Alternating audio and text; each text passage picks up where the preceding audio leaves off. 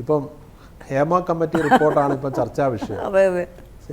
ചേച്ചി അഭിനയ രംഗത്ത് വന്നിട്ട് തന്നെ നൂറ്റാണ്ട് കഴിഞ്ഞു. ഇടയ്ക്കൊരു ഗ്യാപ്പ് ഉണ്ടായെങ്കിലും അതെ, അന്നും ഈ രാത്രി കാലങ്ങളിൽ കഥകിൽ മുട്ടി വിളിക്കുന്ന സംഭവങ്ങളുണ്ടോ?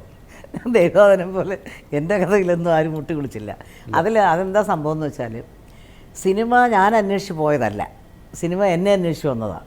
എൻ്റെ അച്ഛൻ്റെ സഹോദരി പണ്ട് പ്രേംനസീറിൻ്റെ നായികയായിരുന്നു. പിന്നെ അവരുടെ ഭർത്താവ് PK സത്യപാൽ സിനിമകൾ എടുത്തുകൊണ്ടിരുന്നു. അപ്പോൾ ഞാനിങ്ങനെ KPSL അഭിനയിക്കുന്നതെന്ന് അറിഞ്ഞപ്പം അവരിങ്ങനെ അവരുടെ ഒരു സിനിമയിൽ അഭിനയിക്കാൻ വേണ്ടി എന്നെ വിളിച്ചു, വിരുദ്ധൻ ശംഖു. എനിക്ക് താല്പര്യമില്ലായിരുന്നു, പക്ഷേ അമ്മയൊക്കെ നിർബന്ധിച്ച് അങ്ങോട്ട് കൊണ്ടുപോയി. ഞാൻ അവിടെ ചെന്നതിന് ശേഷം അറിയുന്നത് ഈ അടൂർ ഭാസ് ചേട്ടൻ്റെ കൂടെയാണ് നായിക, അഭിനയിച്ചില്ല. കാരണം എന്താ വെച്ചാൽ സങ്കല്പത്തിൽ നമ്മൾ അവിടെ ചെന്ന് കഴിയുമ്പോൾ നമ്മുടെ സങ്കല്പത്തിൽ പ്രേംനസീറും ഒക്കെ ആണല്ലോ. പ്രേംനസീറിൻ്റെ നായിക ആണല്ലോ എന്നായിരിക്കും വിചാരിച്ചിരുന്നത്. പക്ഷേ ഇങ്ങനെയാണെന്ന് പറഞ്ഞപ്പം പിന്നെ ഒന്നാമത് കോമഡി നമുക്കറിയാൻ വയ്യ, അതൊക്കെ വലിയ പ്രശ്നമാണ്. ആരൊക്കെ എന്നോട് പറഞ്ഞു തന്നു, നമ്മൾ കയ്യിൽ നിന്നിട്ടൊക്കെ പറയേണ്ടി വരും കേട്ടോന്ന്. അതൊട്ടും പറ്റത്തില്ല. അങ്ങനെ അത് വേണ്ടെന്ന് വെച്ചു, തിരിച്ചു പോരാ എന്നിരുന്നപ്പോൾ വീണ്ടും ഒരു സിനിമ വന്നു, നമ്മുടെ സത്യൻ മാഷിൻ്റെ മകളായിട്ട് ആശാചക്രം. ശരി, അത് ഹൈദരാബാദിലായിരുന്നു ഷൂട്ടിങ്.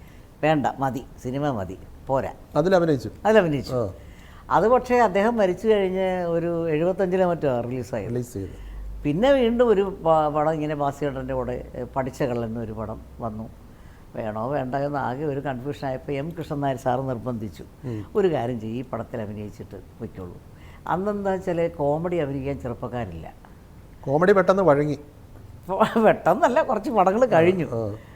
അപ്പോൾ ഞാൻ സാറിനോട് പറഞ്ഞു, എനിക്ക് കോമഡി ഒന്നും ശരിയാവത്തില്ല സാർ, അത് സാരമില്ല, ഇതിൽ അഭിനയിച്ചിട്ട് നിങ്ങൾ പൊക്കോളാൻ പറഞ്ഞു.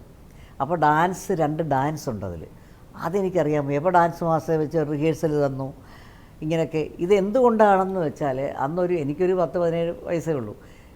അത്രയും ചെറുപ്പക്കാരികൾ കോമഡി അഭിനയിക്കാനില്ല, വരുന്നവരെല്ലാം നായികമാരാവാൻ ശ്രമിക്കുന്നവരാണ്. അപ്പോൾ ശരി, ഏതായാലും ഈ നിർബന്ധത്തിനൊക്കെ വഴങ്ങി ആ പടത്തിൽ അഭിനയിച്ചുകൊണ്ടിരുന്നപ്പോൾ ഒരുപാട് സിനിമകൾ വന്നു.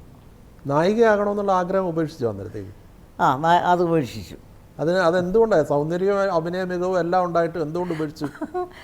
കാരണം അതുകൊണ്ടല്ല, എന്നോട് ബാസിച്ചേട്ടൻ അന്ന് എന്നോട് പറഞ്ഞു, നായികയാവാൻ ശ്രമിച്ചോളൂ, പക്ഷേ നായികയാൻ ശ്രമിച്ചാൽ എന്താ കുഴപ്പമെന്ന് വെച്ചാൽ ചിലപ്പോൾ 3-4 പടത്തിൽ അഭിനയിച്ചുകൊണ്ട് ചിലപ്പോൾ പടമൊന്നും കിട്ടിയെന്ന് വരത്തില്ല. ഇതാകുമ്പോൾ നമുക്ക് സ്ഥിരമായിട്ട് കോമഡി, എൻ്റെ കൂടെ അഭിനയിക്കാൻ ബഹദൂറുണ്ട്, അതാണ് നിങ്ങൾക്ക്. കാരണം ഈ ഫീൽഡിൽ ഇപ്പോൾ കോമഡി അഭിനയിക്കാൻ അങ്ങനെ ഒരു ചെറുപ്പക്കാരിയില്ല. അപ്പം അതാണ് നല്ലത്. അപ്പം ഞാനും വിചാരിച്ചു, ഏതായാലും നമ്മൾ വന്നു, ഇനിയിപ്പം 2-1 തീരുമാനിച്ചിട്ടേ ഉള്ളൂ. അങ്ങനെ ഞാൻ അങ്ങനെ സിനിമകൾ അഭിനയിക്കാൻ തുടങ്ങി. ഒരു വർഷത്തിൽ 30 സിനിമ വരെ അഭിനയിച്ചു.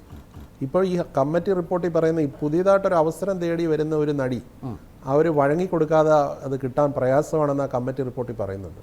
അന്നും അങ്ങനെയുള്ള സാഹചര്യം ഉണ്ടോ ചേച്ചിയുടെ അനുഭവത്തിൽ? അല്ലെങ്കിലും ഇല്ല.